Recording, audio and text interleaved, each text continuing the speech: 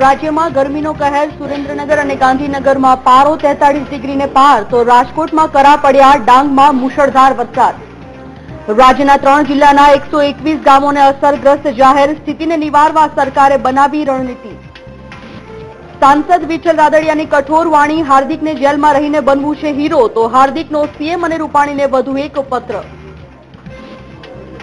रादड़ियाना प्रहार बाद जाहेरमां चर्चा करवा वसोयानो પડકાર तो हेमांग पटेले કહ્યું रादड़ियाનું मानसिक संतुलन बगड्યું नीट मामले वालीओनो विरोध यथावत तो विद्यार्थीओ गुजरातमां ज परीक्षा आपी शके ते माटे राज्य सरकार केन्द्रने करशे रजूआत विश्व हिंदू परिषद नेता प्रवीण तोगड़ियाना केन्द्र सरकार पर आकरा प्रहार कह્યું सरकार ખેડૂતોના હિત સાચવવામાં નિષ્ફળ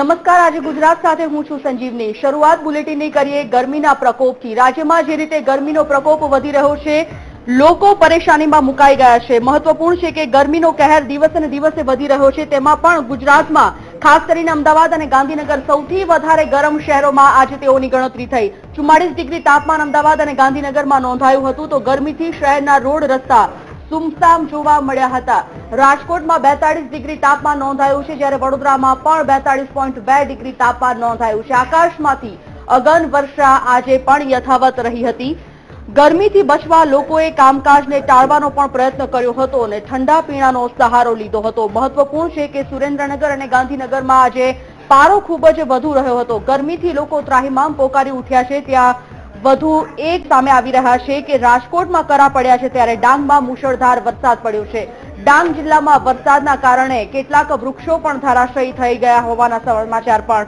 પ્રકાશમાં આવી રહ્યા છે એક તરફ ગરમીનો પ્રકોપ યથાવત છે અને બીજી તરફ કેટલાક જિલ્લાઓમાં વરસાદથી લોકોમાં રાહતના ક્યાંક ને ક્યાંક સમાચાર સાંપડી રહ્યા છે રાજ્યમાં ગરમીનો પારો હાલ દિન પ્રતિદિન વધી રહ્યો છે અમદાવાદની જો વાત કરવામાં તો આજનું તાપમાન 45 ડિગ્રી છે ત્યારે લોકો પરેશાન છે અને રસ્તાઓ સુમસાન છે કેમેરામેન સંજય જાદવ સાથે મેહુલ દુધરેજા વીટીવી અમદાવાદ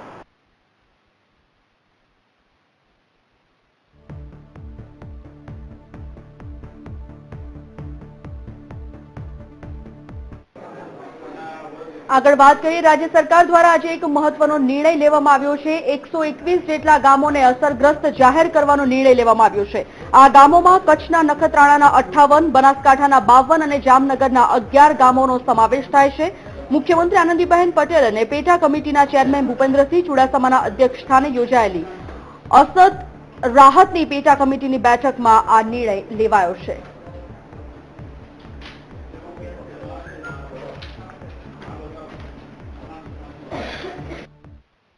ત્રણ જિલ્લાના 121 નવા ગામોને અસરગ્રસ્ત જાહેર કરવાનો નિર્ણય લીધો છે એમાં કચ્છના નખત્રાણા અંજાર અને ભુજના 58 ગામો બનાસકાંઠાના 3 તાલુકાના વાવ સુઈગામ અને થરાદના 52 ગામો અને જામનગરના જામજોધપુર તાલુકાના 11 ગામો એમ કુલ મળીને 121 નવા ગામોની જાહેરાત કરી છે આગળ વાત કરીએ અમદાવાદની તો અમદાવાદમાં નવા પશ્ચિમ વિસ્તારમાં 2 દિવસ સુધી પાણી નહીં મળી શકે એક મહત્વના સમાચાર સામે આવી રહ્યા છે અમદાવાદ વાસીઓને તેમાં પણ ખાસ કરીને નવા પશ્ચિમ વિસ્તારમાં 2 દિવસ સુધી પાણી કાપ રાખવામાં આવતો હોવાથી આ વિસ્તારના લોકોને પાણીની સમસ્યાનો સામનો કરવો પડશે આજે અને આવતીકાલે સાંજ સુધી પાણી પુરવઠો નહીં મળી રહે નર્મદા કેનાલમાં કામગીરીના કારણે આ નિર્ણય લેવામાં આવ્યો છે બ્રિંદા રાવલ આ વિષય પર વધુ માહિતી સાથે ફોન લાઈન પર જોડાઈ ગયા છે બીટીવી સંવાદદાતા બ્રિંદા એક તરફ કાળઝાળ ગરમી અને બીજી તરફ નવા પશ્ચિમ વિસ્તારમાં જે 2 દિવસ સુધી પાણી કાપની વાત સામે આવી છે કેવા પ્રકારની મુશ્કેલીઓનો સામનો કરવો પડશે જનતાને ચોક્કસ સમજીની જે પ્રમાણે પાણી કાપની જો વાત કરવામાં આવે તો નર્મદા કેનાલથી કોતરપુર સુધી જે ગ્રેવિટીની લાઈન નાખવામાં આવી રહી છે તેને લઈને જે લેવલ નીચું કરવામાં આવ્યું છે તેને લઈને કેટલાક દિવસો સુધી આ સમસ્યા થશે અમદાવાદના વાસીઓને કારણ કે જે નર્મદાનું લેવલ નીચું કરવામાં આવી રહ્યું છે તેને લઈને આ પાણી કાપની કરવાની ફરજ કોર્પોરેશનના અધિકારીઓને પડી છે અને કે કઈ જે પ્રમાણે ગરમીનું પ્રમાણ વધી રહ્યું છે તેને જોતા અમદાવાદમાં લોકોને પાણી કાપની સામનો કરવો પડી રહ્યો છે, ત્યારે ચોક્કસથી કહી શકાય કે કોર્પોરેશન દ્વારા વૈકલ્પિક કરવી જોઈએ તે નક્કી કરવામાં આવી, કેટલાક સ્થાનિકોમાં રોષ જોવા મળી રહ્યો છે. આભાર વૃંદ.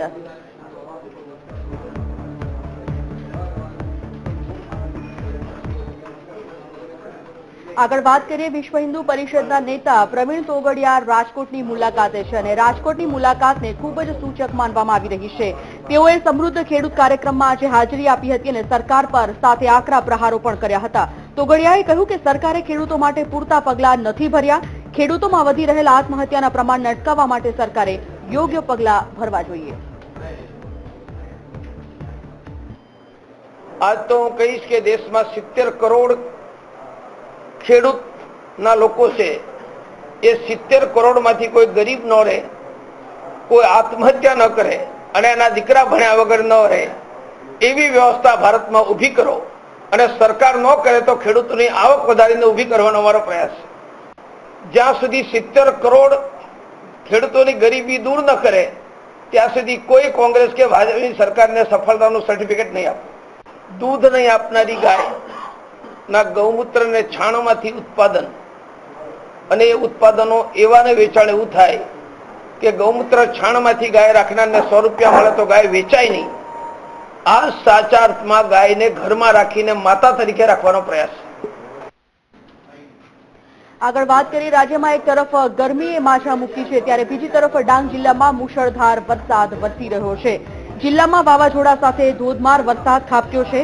ગિરિમથક સાપુતારામાં મોટા પ્રમાણમાં વૃક્ષો પણ ધરાશયી થયા હોવાના સમાચાર સામે આવી રહ્યા છે. સાથે જ વરસાદને કારણે સાપુતારા નાસિક માર્ગ પર ટ્રિપલ અકસ્માતની પણ ઘટના બની છે. લક્ઝરી ટ્રક અને ટેમ્પો વચ્ચે અકસ્માત સર્જાયો છે અને કેટલાક વિસ્તારોમાં કરા પડ્યાના પણ સમાચાર સામે આવી રહ્યા છે. ગુજરાતમાં ગરમીનો પારો દિન પ્રતિદિન વધી રહ્યો છે ત્યારે આ સમાચાર ડાંગ જિલ્લામાંથી પ્રકાશિત થઈ રહ્યા છે. ડાંગ જિલ્લામાં આજે મુશળધાર વરસાદ વરસ્યો છે. ક્યાંક ને ક્યાંક આ વરસાદના કારણે ડાંગ જિલ્લાવાસીઓને રાહતના અનુભવ અને સાથે જ ખુશીના સમાચાર.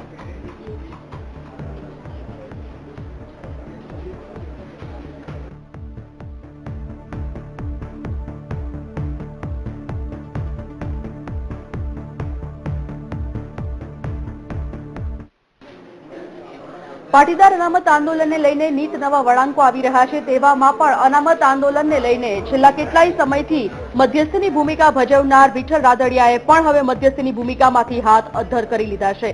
વિઠ્ઠલ રાદડિયાએ આજે વધુ એક નિવેદન કરીને સ્પષ્ટતા કરી છે કે હાર્દિકે આંદોલન અને અનામતની માંગને લઈને ગાંડાઈ શરૂ કરી છે. એક તરફ સરકાર સમાધાનના પ્રયાસો કરે છે તો બીજી તરફ હાર્દિક વિવાદાસ્પદ નિવેદનો કરીને બાળક બુદ્ધિ સાબિત કરી રહ્યો છે. તેમણે પણ કહ્યું કે આખે આખું આંદોલન છે કોંગ્રેસ પ્રેરિત.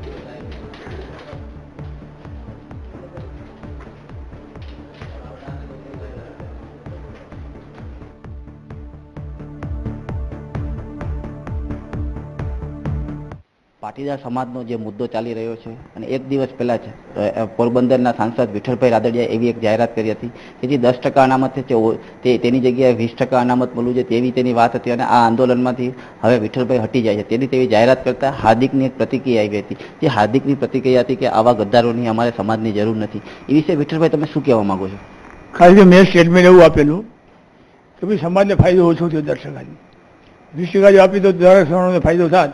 પણ જ્યારે વિઠ્ઠલભાઈ તમે આટલા વર્ષોથી એક જાહેર જીવનના માણસ છો અને ત્યારે તમને કોઈ માણસ આવી રીતે ગદ્દાર તરીકેનું કહે ત્યારે એક સમાજમાં પણ એક તમારી ખરાબ ભૂમિકા ઊભી થાય ત્યારે આ જે ગદ્દાર નામનો શબ્દ છે એનું કારણ શું હોઈ શકે? જે સમાધાનની તમારી જે ફોર્મ્યુલા હતી એમાં કઈ તકલીફ પડી કે આ શબ્દ ક્યારે એને બોલવા પડ્યા છે? મેં કીધું માનસિક રીતે ગાંડો માણસ થઈ ગયો છે, માનસિક રીતે પીડાય છે, માનસિક સમતોલ ગુમાવ્યો અને ગાંડો માણસ ગમે બોલે. ગાંડા માણસ વાત સાંભળવાની ક્યાંય હોય. આ ગાંડો થયો હાર્દિક અને હાર્દિક ગાંડો છે એટલા માટે બધું બોલે કે ખોડલધામમાં કોઈ જાવું નહીં, ઉમિયાધામમાં જાવું નહીં. આ તારા બાપની જાગીર છે. ખોડલધામ ત્યાં પૈસા દીધા તેવું ભૂગ્યું કે ખોડલધામના ટ્રસ્ટીઓને હાર દ્વારા જોડાના હાર પહેરાવો. તારી એ બોલવાની શું સમાજ છે? ખોડલધામના ટ્રસ્ટીઓ રાજીનામા પણ તું માંગી હોય. તું કેવી મૂળ વારી મૂળો એ તો આવી માંગણી હોય. પણ આવા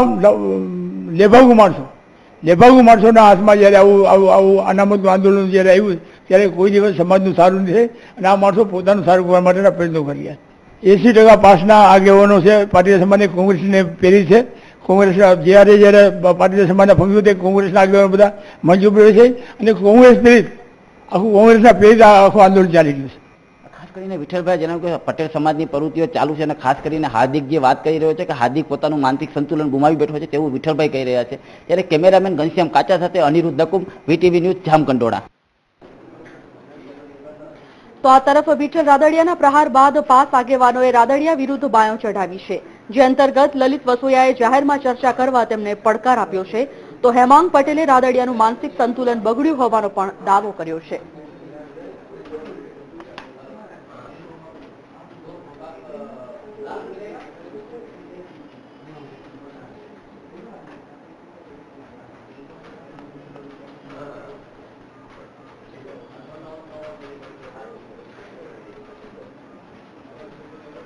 આગળ વાત કરીએ પાટીદાર અનામત આંદોલન જેના નેતૃત્વમાં ચાલી રહ્યું છે એવા હાર્દિક પટેલ દ્વારા વધુ એક લેટર બોમ્બ સામે આવ્યો છે. હાર્દિક પટેલે આનંદીબહેન પટેલ અને વિજય રૂપાણીને ટાંકીને એક પત્ર લખ્યો છે. સીલબંધ કવરમાં ફરી એક વખત હાર્દિક પટેલે આ પત્ર સીએમ સુધી પહોંચાડ્યો છે. તો પાસ કન્વીનર હાર્દિક પટેલે વધુ એક લેટર રાજ્યના મુખ્યમંત્રી આનંદીબહેન પટેલ અને પ્રદેશ ભાજપ પ્રમુખ વિજય રૂપાણીને ઉદ્દેશીને લખ્યો છે. અનેકવાર હાર્દિક પોતાના પત્રોમાં એવા પ્રકારના વાતોનો ઉલ્લેખ કરતો આવ્યો છે જેના કારણે વિવાદ સર્જાયો છે. તો આ તરફ હાર્દિક પટેલે મુખ્યમંત્રીને અને વિજય રૂપાણીને ઉદ્દેશીને જે પત્ર લખ્યો છે, આ પત્રમાં કયા કયા મુદ્દાઓનો ઉલ્લેખ કરવામાં આવ્યો છે અને આ મુદ્દાઓથી હવે આગળના પાટીદાર આંદોલનમાં કેવા પ્રકારના વળાંકો આવશે તે પણ જોવું રહ્યું.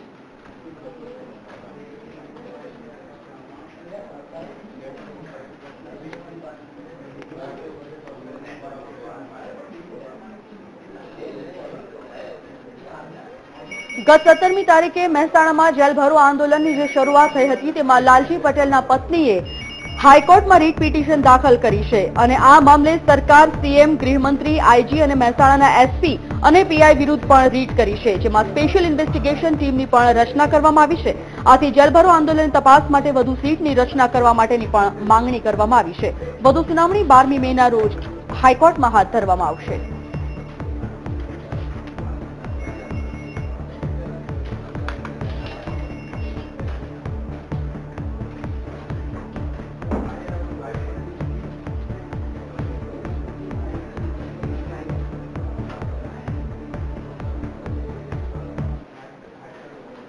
અને એક મહત્વના સમાચાર સાથે આગળ વધીએ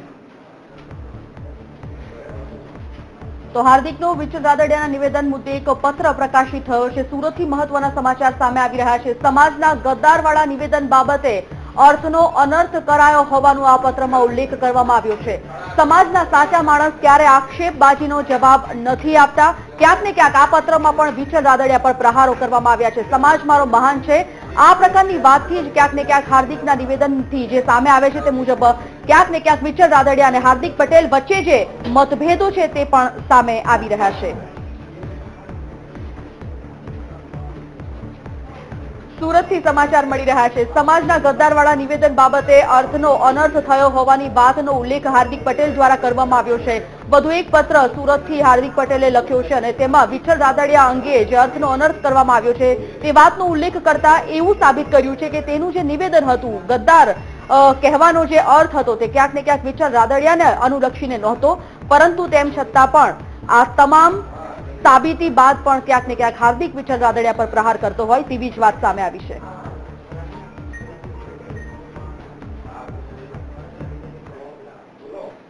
અને કેટલાક મહત્વપૂર્ણ સમાચાર સાથે પરત ફરીએ છીએ. હાલ એક બ્રેક.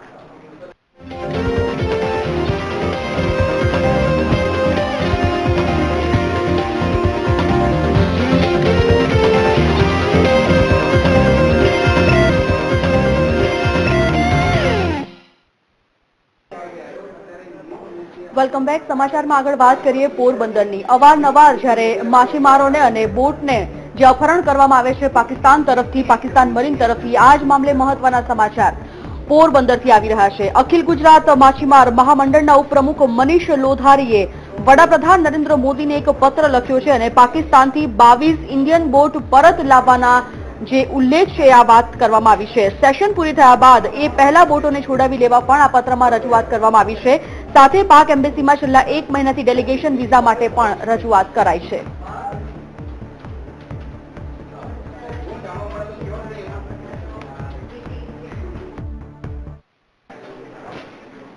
નીટ પરીક્ષાનો મુદ્દો દિવસે ને દિવસે વિવાદ ચગાવતો રહ્યો છે. તેમાં પણ રાજ્ય સરકાર દ્વારા હવે કેન્દ્ર સરકારને એક રજૂઆત કરવામાં આવી છે અને રજૂઆતમાં ખાસ કરીને ગુજરાતના વિદ્યાર્થીઓને પ્રાધાન્ય આપવામાં આવ્યું છે. ગુજરાતના વિદ્યાર્થીઓ ગુજરાતમાં જ પ્રવેશ મેળવે તેવી નીતિ લાવવાની માંગ કેન્દ્ર સરકાર પાસે કરાઈ છે, જ્યારે અન્ય રાજ્યના વિદ્યાર્થીઓ ગુજરાતમાં પ્રવેશ ન મેળવે તેવી પણ રજૂઆત કરવામાં આવશે. રાજ્ય સરકાર દ્વારા કેન્દ્ર સરકારને એક લેખિતમાં રજૂઆત કરવામાં આવશે અને તેમાં ક્યાંક ને ક્યાંક ગુજરાતના વિદ્યાર્થીઓ ગુજરાતમાં રહે અને અન્ય રાજ્યના વિદ્યાર્થીઓને ગુજરાતમાં પ્રવેશ ન આપવામાં આવે તેવી રજૂઆત આ પત્રમાં કરાશે.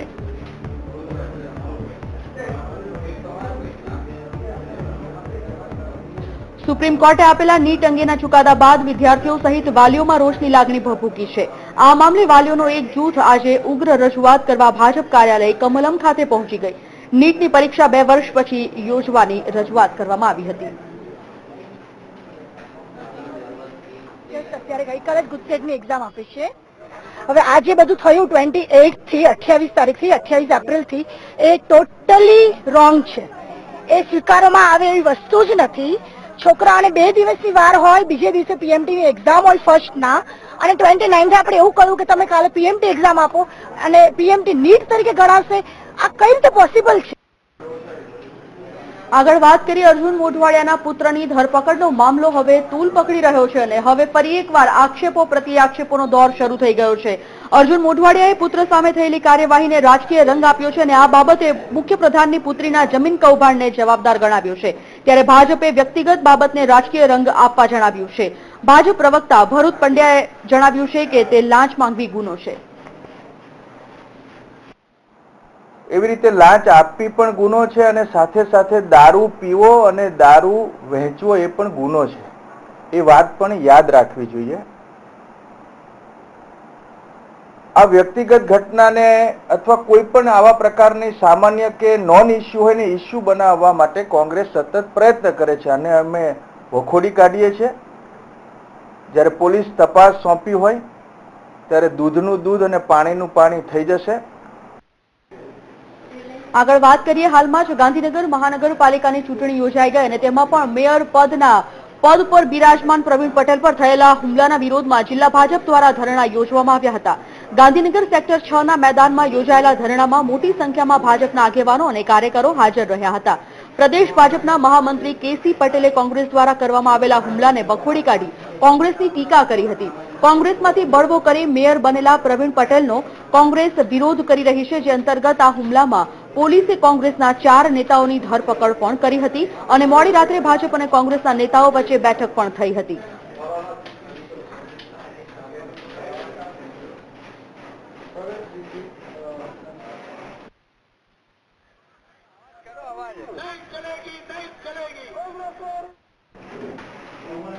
આગળ વાત કરીએ ગાંધીનગરના કમલમ ખાતે એક મહત્વપૂર્ણ આજે બેઠક યોજાઈ હતી. આ બેઠક પૂર્ણ થઈ ચૂકી છે, જેમાં કેટલાક મહત્વના નિર્ણયો લેવામાં આવ્યા છે. જેમાં 2 વર્ષની ઉજવણી તથા વિકાસ યાત્રા સહિત વિકાસ પર્વ સંમેલન યોજાશે. 22 થી 26 સંસદ સભ્યોની આગેવાનીમાં વિકાસ યાત્રા નીકળશે અને 14 સ્થાનો પર વિકાસ પર્વ સંમેલન યોજાશે જેવા નિર્ણયો લેવામાં આવ્યા છે.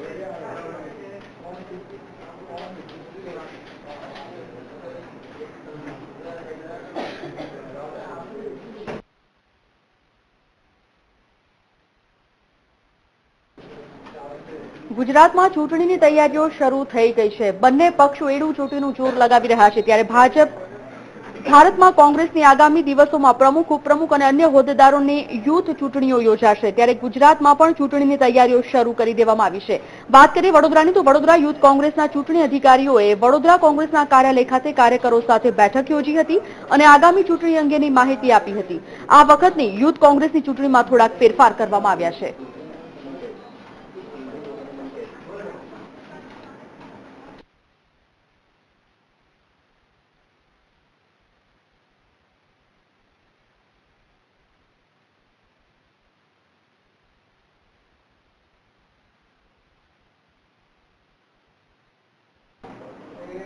આજે ગુજરાતમાં સમાચારોનો પ્રવાહ યથાવત રહેશે. વધુ એક બ્રેક બાદ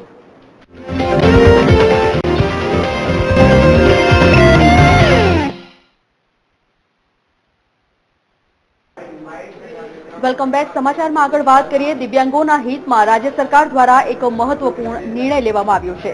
સરકારી કર્મચારીના શારીરિક, માનસિક વિકલાંગ અને અંધત્વનો ભોગ બનેલા સંતાનને પરિણીત દરજ્જો કે ઉંમરને ધ્યાને લીધા સિવાય કુટુંબ પેન્શનનો લાભ મળશે.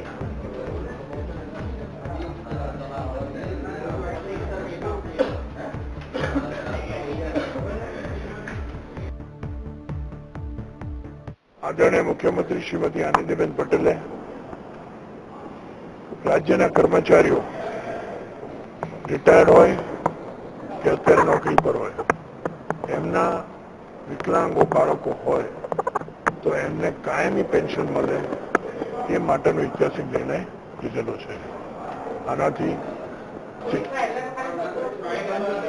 આગળ વાત કરીએ. અમરેલીના ગીર જંગલોમાં 1 થી 1.5 મહિનામાં જ 9 સિંહોના મોત થયા છે અને જેના કારણે વન વિભાગ સભાળું જાગ્યું છે, જેને લઈને જૂનાગઢ વાઇલ્ડ લાઇફ CCAFએ સ્થળ મુલાકાત લીધી હતી અને સિંહોના મોત અંગે ખુલાસો કર્યો હતો, જેમાં 1 નરસિંહ અને 3 સિંહણ તેમજ 5 બચ્ચાનો સમાવેશ થાય છે, જેમાંથી 1 સિંહનું મોત પાણીમાં મગર સાથેની લડાઈમાં થયું હતું, તો 3 સિંહણોમાંથી 1 સિંહણનું મોત ખુલ્લા કૂવામાં પડી જવાથી થયું હતું, જ્યારે બીજી સિંહણનું મોત અન્ય સિંહ સાથેની લડાઈમાં થયું હતું, તો ત્રીજી સિંહણનું મોત ગરમી અને ન્યુમોનિયાના કારણે થયું હતું, જ્યારે 5 બચ્ચામાંથી 3 બચ્ચાના મોત કમજોરી અને ગરમીના કારણે થયા, જ્યારે અન્ય 2 બચ્ચાના મોત સિંહણ લડાઈમાં થયાનું વન વિભાગે જણાવ્યું છે.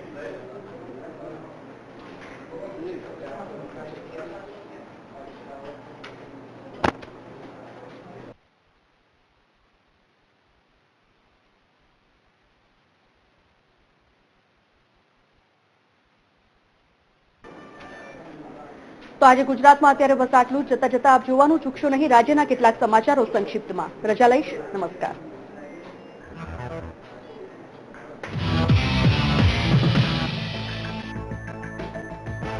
ભુજ દરબારગંજમાં આવેલ રાની મહેલમાંથી 10 જેટલા કલાત્મક એન્ટિક દરવાજાઓની ચોરી થઈ છે. રાની મહેલ છેલ્લા કેટલાય વર્ષથી ઉજ્જડ અને જર્જરિત હાલતમાં છે, જેમાં તસ્કરોએ 200 વર્ષ જૂની 10 જેટલી એન્ટિક દરવાજા ચોરી કરી ફરાર થઈ જવામાં સફળ રહ્યા છે. અજાણ્યા તસ્કરો દ્વારા છેલ્લા 1 વર્ષ દરમિયાન ચોરીના ગુનાને અંજામ આપી તસ્કરી કરી હોવાનું સામે આવ્યું છે. ચોરીના બનાવ અંગે રાજવી પરિવારને જાણ થતા મયુરધ્વજસિંહ જાડેજાએ ભુજ A ડિવિઝન પોલીસ સ્ટેશનમાં ફરિયાદ નોંધાવી છે. આ અંગે પોલીસે વધુ તપાસ હાથ ધરી છે. સોલાર વિશે લોકોમાં જાગૃતિ આવે તે માટે મુંબઈના IITના 4 વિદ્યાર્થીઓ એક અનોખી યાત્રાએ નીકળ્યા છે. આ 4 વિદ્યાર્થીઓ સોલર સાયકલને લઈને 4 દિવસની યાત્રા બાદ આજ રોજ સુરત પહોંચ્યા છે. આ ટીમ 5 રાજ્યો ક્રોસ કરીને 70 દિવસમાં 7000 કિલોમીટરનું અંતર કાપશે. આ યાત્રા માટે વિદ્યાર્થીઓએ 1 લાખના ખર્ચે સોલર સાયકલ બનાવી છે.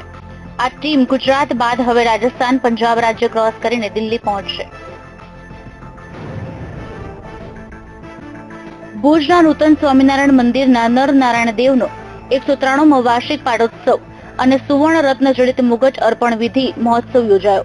પાટોત્સવમાં નરનારાયણ દેવને ભક્તો દ્વારા 2,70,00,000નો હીરા જડિત મુગટ અર્પણ કરાયો, સાથે 16 લાખના સુવર્ણનો ટૂપિયો અર્પણ કરાયો હતો. આ મહોત્સવ કૌશલેન્દ્ર પ્રસાદજી મહારાજ, આદરણીય સંતો સહિત લાખો હરિભક્તોની હાજરીમાં ઉજવવામાં આવ્યો હતો. પાટોત્સવમાં મુખ્ય યજમાન રામજી દેવજી અને કુરજી દેવરાજ વેકરિયા પરિવાર દ્વારા 2,70,00,000નો કલાત્મક સુવર્ણ હીરા જડિત મુગટ ભગવાનને અર્પણ કરવામાં આવ્યો હતો. વિશ્વ હિન્દુ પરિષદના નેતા પ્રવીણ તોગડિયા રાજકોટની મુલાકાતે છે, ત્યારે તેઓએ સમૃદ્ધ ખેડૂત કાર્યક્રમમાં હાજરી આપી હતી અને સરકાર પર આકરા પ્રહાર કર્યા હતા. તેમજ સરકારે ખેડૂતો માટે પૂરતા પગલાં ભર્યા નથી. તેમજ વધુમાં તોગડિયાએ કહ્યું હતું કે ખેડૂતોમાં વધી રહેલા આત્મહત્યાના પ્રમાણને અટકાવવા માટે યોગ્ય પગલાં ભરવા જોઈએ.